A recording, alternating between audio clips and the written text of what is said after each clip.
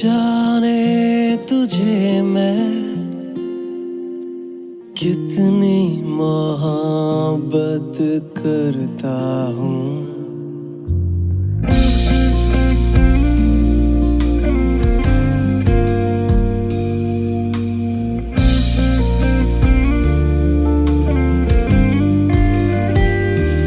तेरे आंसुओं को मैं अपने पास रखता हूँ।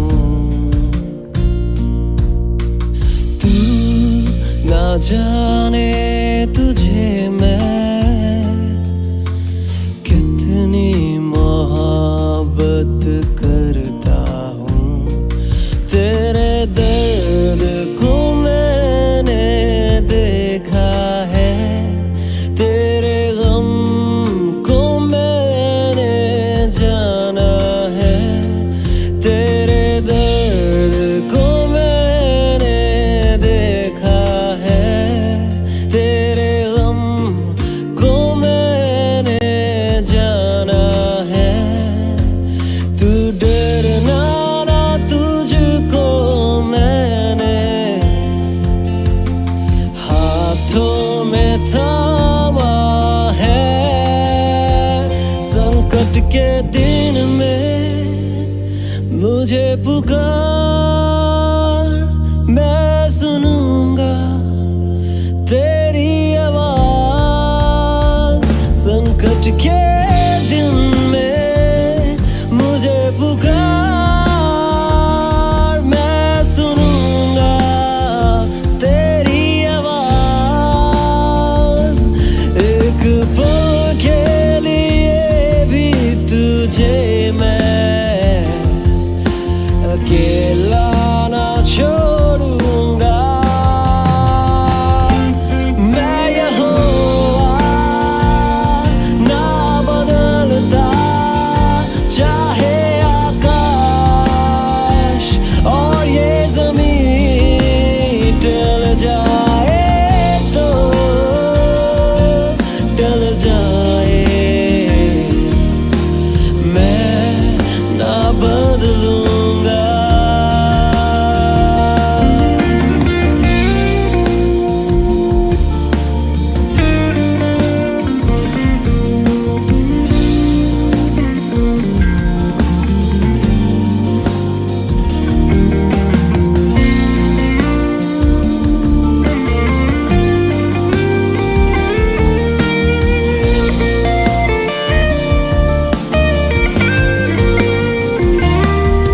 एक माँ भूल सर्वशक्तिमान जीवित परमेश्वर का धन्यवाद हो आज की शाम। प्रभु यीशु मसीह में आप सबों को प्रेम नमस्कार, जय मसीह की। आज एक विशेष आराधना के साथ हम आपके सामने प्रस्तुत हैं लाइव फेसबुक और यूट्यूब के माध्यम से। आग्रह है कि आप सब परिवार अपने घरों में जहां पर एकत्रित हो सकते हैं, जहां आप परमेश्वर की आराधना और संगति में आप लोग फिर से परमेश्वर की उपस्थिति अपने घर पर बना सकते हैं, उपस्थित हो सकते हैं। सो आइए मिलकर एक छोटी आराधना के रूप में हम परमेश्वर के समीप आएं और परमेश्वर की उपस्थिति में यह आनंद मनाने का विषय है कि प्रभु यीशु मसीह हमारा मुक्तिदाता और उद्धारकर्ता हो गया है। सो हम आराधना प्रारंभ करें, क्योंकि मूसा ने यह लिखा है कि जो मनुष्य उस धार्मिकता पर जो व्यवस्था से है चलता है वह उसी से जीवित रहेगा। परंतु जो धार्मिकता विश्वास से है वह यूँ कहती है, तू अपने मन में यह ना कहना कि स्वर्ग पर कौन चढ़ेगा, अर्थात मसीह को उतार लाने के लिए, याधलोक में कौन उतरेगा, अर्थात मसीह को मरे हुओं में से जिलाकर ऊपर लाने के लिए। परंतु वो क्या कहती हैं, या कि वचन तेरे निकट है, तेरे मुंह में और तेरे मन में है। यह वही विश्वास का वचन है जो हम प्रचार करते हैं। प्रभु इन वचनों के द्वारा आशीष दे। हम प्रारंभिक प्रार्थना में अपने सर झुका अपनी आंखें बंद रखें और प्रभु यीशु मसीह अपने पिता परमेश्वर से हम प्रार्थना और बातचीत करें।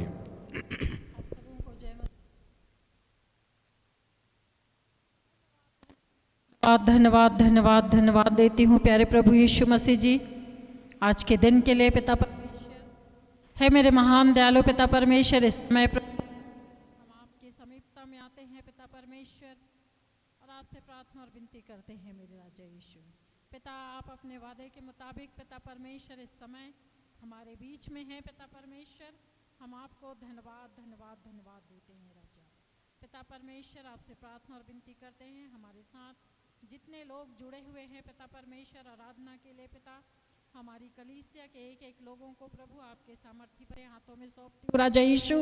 दया अनुग्रह करें पिता परमेश्वर, हर एक को पिता परमेश्वर बहुतायत की आशीष दीजिए पिता परमेश्वर। प्रभु जी दया कीजिए पिता परमेश्वर, उनके मनों को, उनके हृदय को खोलें पिता परमेश्वर, उनके आत्मिक कानों को खोलें पिता परमेश्वर, ताकि प्रभु जी जब वो वचन यहाँ से जब सुनते हैं पिता परमेश्वर, तो प्रभु वो वचन उनको काटने पाए पिता, छाटने पाए प्रभु, और पिता परमेश्वर आपके इच्छा के अनुसार अपने जीवन को आपकी समीपता में लाने पाए मेरे पिता परमेश्वर। ऐसी दया को चाहती हूँ पिता। प्रभु आप हम सबों के संग और साथ हो पिता, आप हमारी भी सहायता और मदद कीजिए मेरे पिता परमेश्वर।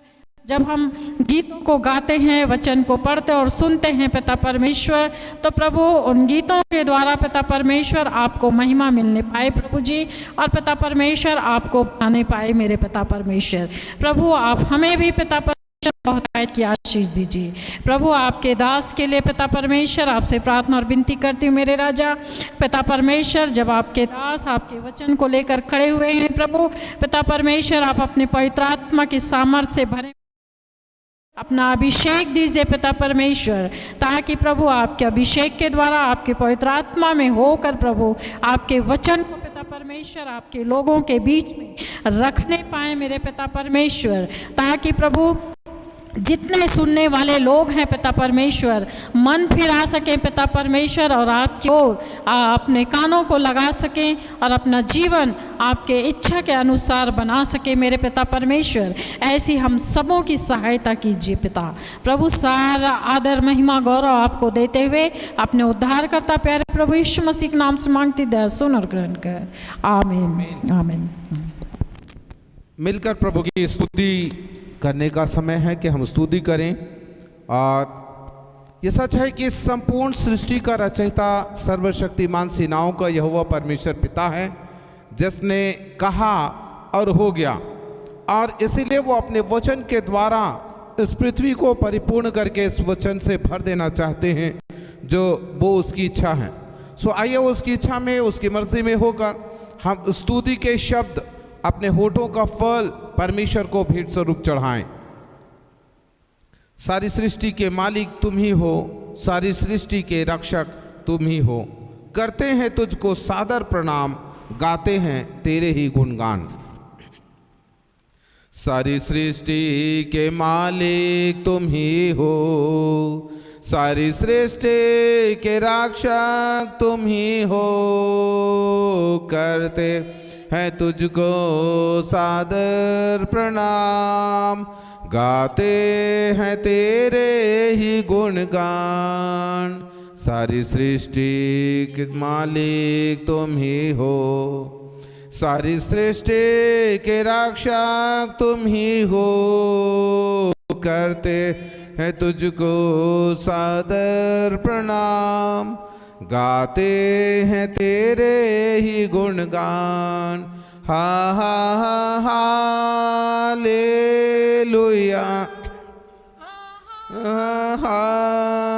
हालेलुया, हा हा हा हालेलुया,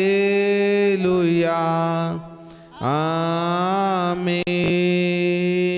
सारी सृष्टि को तेरा सहारा, सारे संकट से हमको बचाना, तेरे हाथों में जीवन हमारा है, अपनी राह पर हमको चलाना। सारी सृष्टि को तेरा सहारा, सारे संकट से हमको बचाना, तेरे हाथों में जीवन हमारा है, अपनी राह पर हमको चलाना। हा हा हा हालेलुया, हा हा हा हालेलुया, हा हा हा हालेलुया, आमीन। हम हैं तेरे हाथों की रचना, हम पर रहे तेरी करुणा, तन मन धन हमारा तेरा है, इन्हें शैतान को छूने न देना। हम हैं तेरे हाथों की रचना, हम पर रहे तेरी करुणा, तन मन धन हमारा तेरा है, इन्हें शैतान को छूने न देना। हा हा हा हालेलुया,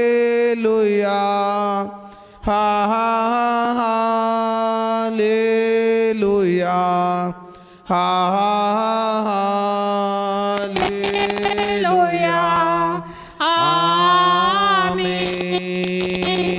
अब दूर नहीं है किनारा, धीरज को हमारे बढ़ाना, जीवन की हमारी इस नैया को भव सागर में खोने न देना। अब दूर नहीं है किनारा, धीरज को हमारे बढ़ाना, जीवन की हमारी इस नैया भव सागर में खोने न देना। हा हा हा हालेलुया, हा हा हा हालेलुया, हा हा हा हालेलुया, आमीन। सारी सृष्टि का मालिक परमेश्वर है। जिस परमेश्वर ने सृष्टि को रचा है, उस मालिक, उस रक्षक को हम सब बातों में सादर प्रणाम करते हुए उस परमेश्वर को हम महिमा देते हैं और उसकी स्तुति करते हैं। और इसलिए हम बाइबल से सीखते हैं कि हमको अवश्य है कि जो अनुग्रह हम पर हुआ है उसके लिए हम परमेश्वर की निरंतर स्तुति करने वाले ठहरें। जिस भी परिस्थिति में हो, जिस भी हाल में हो, हमको परमेश्वर की स्तुति करनी है, परमेश्वर की आराधना करनी है, परमेश्वर के महिमा के गीतों को गाना चाहिए, जिसके द्वारा हमको स्तुति में शक्ति मिलती है। सो एक गीत हम साथ गा रहे हैं और आपको आता है, हम हमारे साथ आप इस गीत को गा सकते हैं। और सदा मैं स्तुति करूँगा, सदा मैं सेवा करूँगा, मुझे बचाया यीशु ने, सदा मैं स्तुति करूँगा। सदा मैं स्तुति करूँगा, हालेलुया, सदा मैं सेवा करूँगा, मुझे बचाया यीशु ने, सदा मैं स्तुति करूँगा, मुझे बचाने आया जब मैं गुनाहों में था, मुझे बचाने आया जब मैं गुनाहों में था। स्वर्ग को छोड़कर जगत में आया मुझे बचाने को, स्वर्ग को छोड़कर जगत में आया मुझे बचाने को। सदा मैं स्तुति करूँगा, हालेलुया, हालेलुया। सदा मैं सेवा करूँगा, मुझे बचाया यीशु ने, सदा मैं स्तुति करूँगा। जब मैं निराशा में था, तूने मुझे आशा दी। जब मैं निराशा में था, तूने मुझे आशा दी। जगत में आया, जीवन को दिया, पवित्र प्रेम यीशु। जगत में आया, जीवन को दिया, पवित्र प्रेम यीशु। सदा मैं स्तुति करूँगा, हालेलुया। सदा मैं सेवा करूँगा, मुझे बचाया यीशु ने, सदा मैं स्तुति करूँगा। प्रेमी प्रभु यीशु, बचाया तूने मुझे। प्रेमी प्रभु यीशु, बचाया तूने मुझे। जगा हूँ मैं सारा जीवन संपूर्ण आनंद से, देता हूँ मैं सारा जीवन संपूर्ण आनंद से। सदा मैं स्तुति करूँगा, हालेलुया। सदा मैं सेवा करूँगा, मुझे बचाया यीशु ने, सदा मैं स्तुति करूँगा। अनादि परमेश्वर, सच्चाई और जीवन है तू। अनादि परमेश्वर, सच्चाई और जीवन है तू। स्तुति प्रशंसा करता रहूँगा तेरे आने समय तक। स्तुति प्रशंसा करता रहूँगा तेरे आने समय तक। सदा मैं स्तुति करूँगा, हालेलुया। सदा मैं सेवा करूँगा, मुझे बचाया यीशु ने, सदा मैं स्तुति करूँगा। हम मनुष्यों को प्रभु परमेश्वर ने अपनी स्तुति के लिए चाहा है कि हम उस प्रभु की स्तुति करें और उस प्रभु की महिमा आराधना करें। सो ये स्तुति प्रभु को हम समर्पित करते हैं आज की शाम। और समय होगा कि कम समय लेते हुए हम परमेश्वर के धर्मशास्त्र बाइबल से एक हिस्सा हम लोग पढ़ने वाले हैं। और उस धर्मशास्त्र बाइबल पर आप मन लगाएं, ध्यान कान लगाएं और सुनें। आइए हम जुड़ जाएंगे और मेरे साथ निकाल लीजिए रोमियो की पुस्तक, उसका 5 अध्याय 1 पद से लेकर 11 पद तक। यहाँ पर इस प्रकार से लिखा हुआ है, अतः जब हम विश्वास से तो अपने प्रभु यीशु मसीह के द्वारा परमेश्वर के साथ मेल रखें, जिसके द्वारा विश्वास के कारण उस अनुग्रह तक जिसमें हम बने हैं हमारी पहुंच भी हुई, और परमेश्वर की महिमा की आशा पर घमंड करें। केवल यही नहीं वरन हम क्लेशों में भी घमंड करें, यह जानकर कि क्लेश से धीरज और धीरज से खरा निकलना और खरे निकलने से आशा उत्पन्न होती है। और आशा से लज्जा नहीं होती, क्योंकि पवित्र आत्मा जो हमें दिया गया है उसके द्वारा परमेश्वर का प्रेम हमारे मन में डाला गया है। क्योंकि जब हम निर्बल ही थे तो मसीह ठीक समय पर भक्तिहीनों के लिए मरा। किसी धर्मी जन के लिए कोई मरे यह तो दुर्लभ है, परंतु हो सकता है किसी भले मनुष्य के लिए कोई मरने का भी साहस करे, परंतु परमेश्वर हम पर अपने प्रेम की भलाई इस रीति से प्रकट करता है कि जब हम पापी ही थे तभी मसीह हमारे लिए मरा।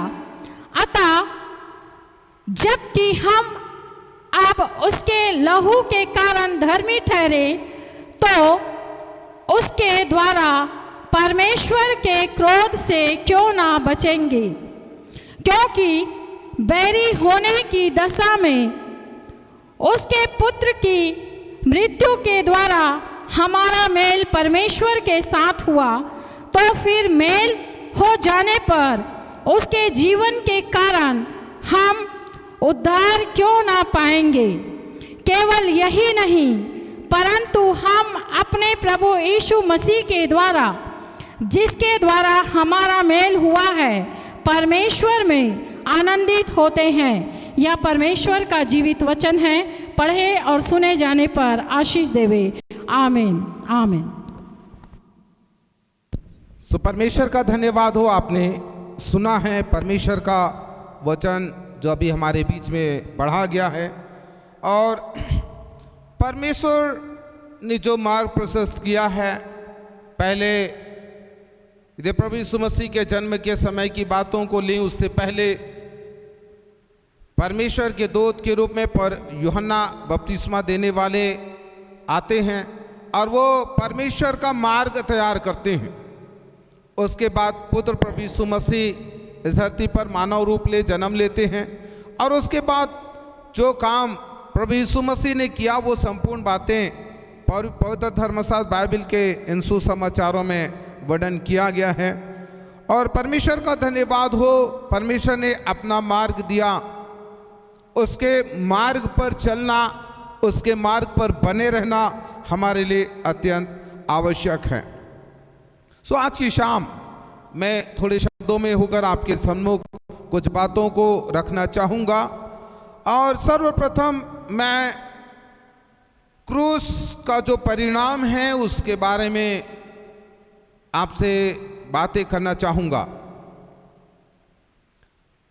प्रभु यीशु मसीह ने जो मसीह के हर जाने के द्वारा जो हमारे लिए दुख उठाया, वो हर जाने के द्वारा उसने स्वतंत्र किया उन लोगों को जो पाप के दासत्व थे, पाप के गुलाम थे, संसार और उसकी अभिलाषाओं में पड़े हुए थे।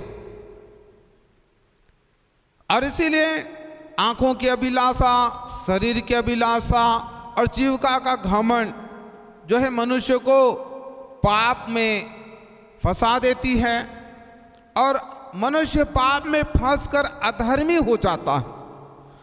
और उस अधार्मिकता को दूर करने के लिए क्रूस का परिणाम हमको समझना होगा। क्रूस के जो प्रभु यीशु मसीह का क्रूस है, जिस पर यीशु ने अपनी जान दी, उस पर हमको उसके परिणाम को ध्यान करना होगा, मनन करना होगा। पवित्र बाइबल में नए नियम में पहला तीमुथियुस का 2 अध्याय और उसके 6 वचन में 6 पद में लिखा हुआ है कि जिसने अपने आप को सबके छुटकारे के दाम में दे दिया और उसकी गवाही ठीक समय पर दी गई। छुटकारे के दाम में दे दिया, ऐसा लिखा है। हर जाना छुटकारा का दाम जो है, हर जाना और उसकी पूरी कीमत उसने दिया है। क्यों दिया है? तो बाइबल कहती है वो स्वतंत्र करने के लिए, आज़ाद करने के लिए ये कीमत चुकानी आवश्यक थी। क्योंकि मनुष्य है वो पाप करने के द्वारा शैतान का गुलाम बन गया, शैतान के बंधन में चला गया, उसकी गुलामी में चले गए। और बाइबल में लिखा है कि जिन्होंने परमेश्वर को नहीं जाना, नहीं पहचाना, उनके संबंध में जैसे यूहन्ना ने कहा कि तुम अपने पिता शैतान से हो, अर्थात जो अनाज्ञाकारी हैं और परमेश्वर की सच्चाई को नहीं जानते या क्रूस की कथा को तुच्छ समझते हैं, उनके लिए वो ये एक उपाय है कि वो किसी रीति से परमेश्वर के समीप आए विश्वास करके, और वो भी ये स्वतंत्रता को प्राप्त करें मसीह के हर्जाने के द्वारा। जो हर्जाना अर्थात जो कीमत दी गई, ये बाइबल में लिखा है कि जिसने अपने आप को सबके छुटकारे के दाम में दे दिया, सबके छुटकारे के दाम में। एक व्यक्ति के आत्मा की कीमत क्या है बाइबल कहती है, तो यदि संपूर्ण जगत की वस्तुओं को बेच कर के भी अदा की जाए तो वो कम पड़ेगा, कम हो सकता है। तो आंकलन करना ऐसा इसलिए कि सारे जगत के लोगों से, मानव जाति से परमेश्वर ने प्रेम किया और संपूर्ण मानव जाति के पाप का बोझ उस यीशु पर डाल दिया गया, लादा गया कहता है वचन, और उस पर लादा गया, उस पर डाला गया। और उसने जो हर्जाना दिया है ये यीशु मसीह के क्रूस का एक परिणाम है। क्रूस का परिणाम, यदि वो हर्जाना हमारे लिए अदा नहीं करता या कीमत हमारी अदा नहीं करता तो हम आज़ाद नहीं हो पाते, हम स्वतंत्र नहीं कर पाते अपने आप को। बाइबल में लिखा है कि मनुष्य अपनी इच्छा और अपने विचार से तो सब कुछ नहीं कर सकता, लेकिन सब कुछ प्रभु यीशु मसीह के द्वारा संभव है। दूसरी बात, गलाती की पत्री और उसका 1 अध्याय 4 पद में लिखा हुआ है कि मसीह के छुटकारे के द्वारा मसीह ने जो स्वतंत्र किया है, आजाद किया है, पहला तो उसने हर्जाना कीमत अदा की है, दूसरी बार उसने छुटकारा दिया है, खोल दिया है, तमाम बंधन को खोल दिया है, पाप का बंध को तोड़ दिया, उसको जला दिया और स्वतंत्र कर दिया, आजाद।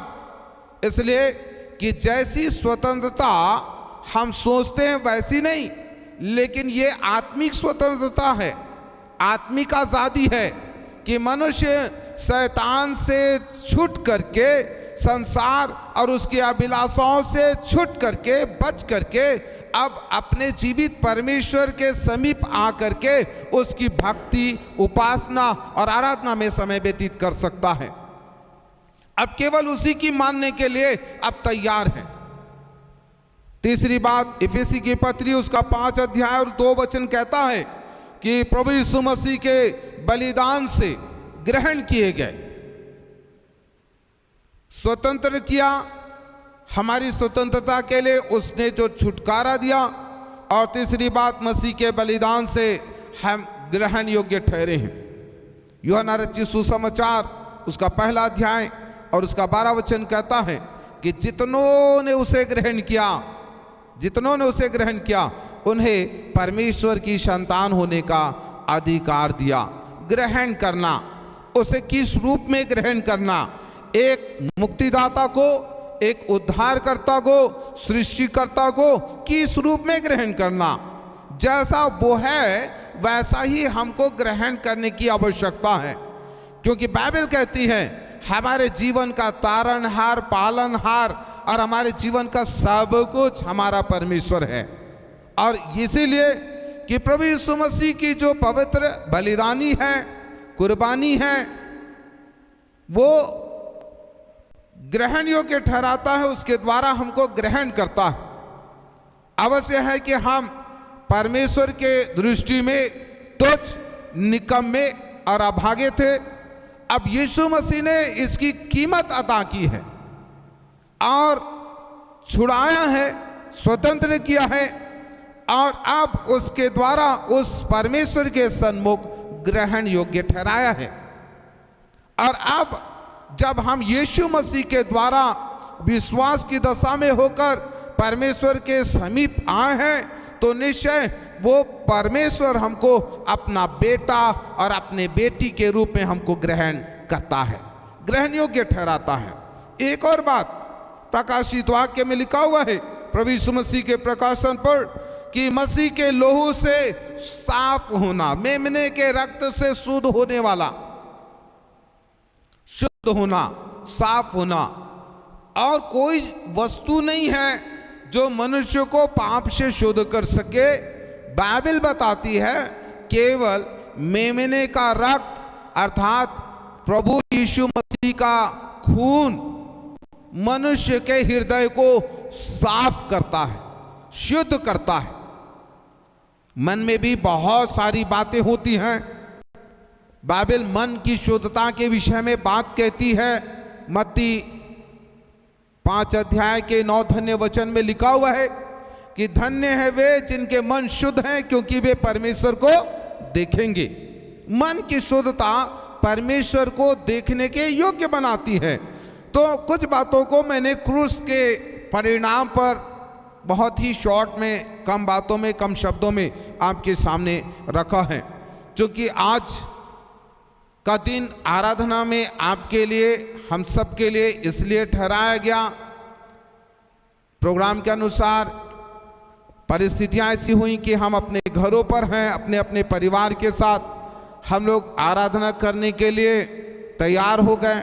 अपने अपने घरों में हम लोग परिवार के साथ ठहरे हुए हैं और लाइव फेसबुक और यूट्यूब के माध्यम से जो आराधना में आप लोग शामिल हुए हैं, इसके द्वारा मैं आपको प्रेरित करना चाहूँगा कि एक समर्पण की आवश्यकता है। क्रूस का परिणाम तो हमारे लिए हो गया, लेकिन ऐसा समर्पण जो हमको हमारे प्रभु यीशु मसीह में ग्राह्य ठहराता है।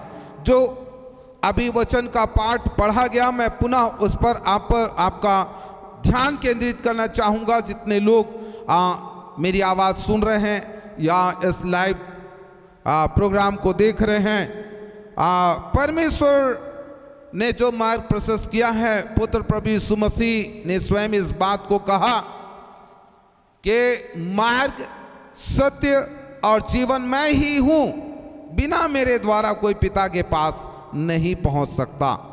मार्ग, सच्चाई और जीवन तीनों हमारे प्रभु यीशु मसीह के द्वारा हमको मिला है, वो स्वयं को कहता है। और इसीलिए जब वो परमेश्वर से हमारा मेल कराने वाला है, मेल कराता है, तो रोमियो की पत्री उसका 5वां अध्याय और उसका 10 वचन मैं आपके सामने फिर से इस पद को पढ़ दे रहा हूँ। क्योंकि बैरी होने की दशा में उसके पुत्र की मृत्यु के द्वारा हमारा मेल परमेश्वर के साथ हुआ, तो फिर मेल हो जाने पर उसके जीवन के कारण हम उद्धार क्यों ना पाएंगे। बैरी होने की भी दशा में उसके पुत्र की मृत्यु, प्रभु यीशु मसीह की मृत्यु के द्वारा हमारा मेल परमेश्वर के साथ हुआ है। आप सोचिए ये बात क्यों कहा जा रहा है, बाइबल में क्यों लिखा हुआ है कि बैरी होने की दशा में भी। बैरी कैसे थे? हमने यीशु पर दोष लगाया। हमारी जिंदगियों में बहुत सारे दोष हुआ करते हैं। स्वयं हम अपने में दोष पाते हैं। हमारी दुर्बलता, हमारी कमजोरी, हमारी अज्ञानता, हमारे व्यर्थ सोच और व्यर्थ विचार, हमारे गलत काम, हमारे गलत राह पर चलना, हमारे गलत नजरिया, यह सब कुछ हमको हमारे परमेश्वर से दूर करती है। लेकिन प्रभु यीशु मसीह के अनुग्रह से उस मेल के बंधन में जोड़े गए, पिता से मेल कराने वाला, मध्यस्थता का काम करने वाला प्रभु यीशु मसीह है।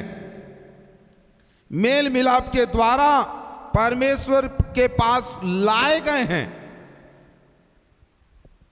प्रभु यीशु मसीह ने एक बड़ा काम हमारे लिए किया कि सीधे हमको हमारे जीवित परमेश्वर, हमारे सृष्टिकर्ता जो अद्वैत पिता है, अद्वैत परमेश्वर का प्रतिरूप, उसके समीप में ले आया और कहता है हमारी स्थिति कैसी थी? बैरी थे। बैरी होने की दशा में उसके पुत्र की मृत्यु अर्थात प्रभु यीशु मसीह नासरी के क्रूस पर मृत्यु के द्वारा वो परमेश्वर के साथ मेल कराया और कहता फिर मेल हो जाने पर उसके जीवन के कारण हम उद्धार क्यों ना पाएंगे। यह अवश्य है कि जो मेल कराएगा केवल इसलिए कि संपूर्ण मानव जाति का उद्धार हो जाए। आमीन। उद्धार, यह अनंत जीवन के लिए उद्धार की आवश्यकता है। आगे पद में लिखा, क्योंकि यही नहीं परंतु हम अपने प्रभु यीशु मसीह के द्वारा, उसके द्वारा जिसके द्वारा हमारा मेल हुआ है, परमेश्वर में आनंदित होते हैं।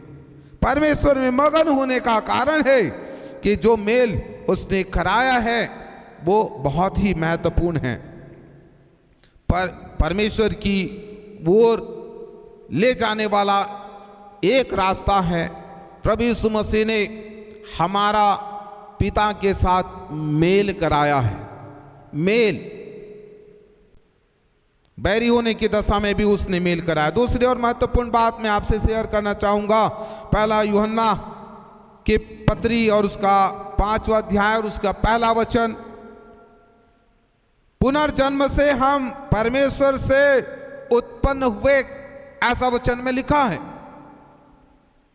जैसा यूहन्ना रचित सुसमाचार में उसके 3रे अध्याय में निकोदेमुस नामक एक धार्मिक गुरु, अगवे व्यक्ति से, एक बुजुर्ग व्यक्ति से प्रभु यीशु मसीह की बातचीत होती है और प्रभु यीशु मसीह ने उसे कहा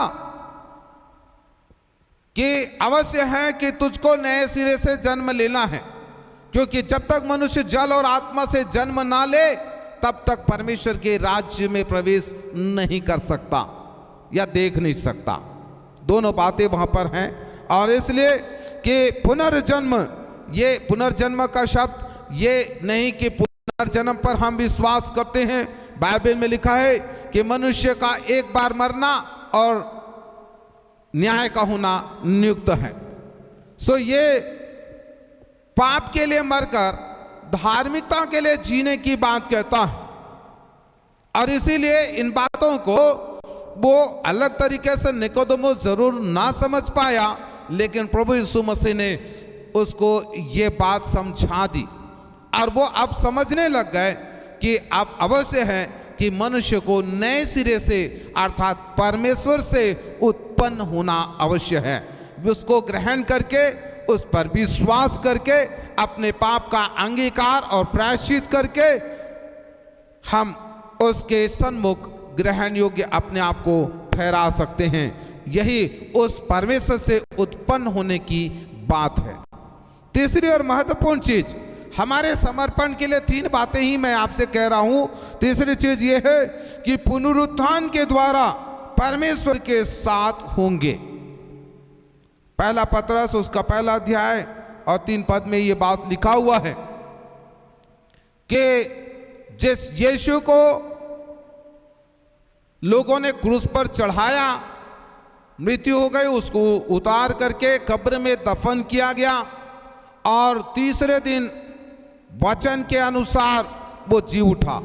आने वाले कल की संदेश में हम इस बात को हम सुन सकेंगे, क्योंकि हमारे लिए बड़े आनंद का दिन होगा कि प्रभु यीशु मसीह पुनरुत्थान हुआ है।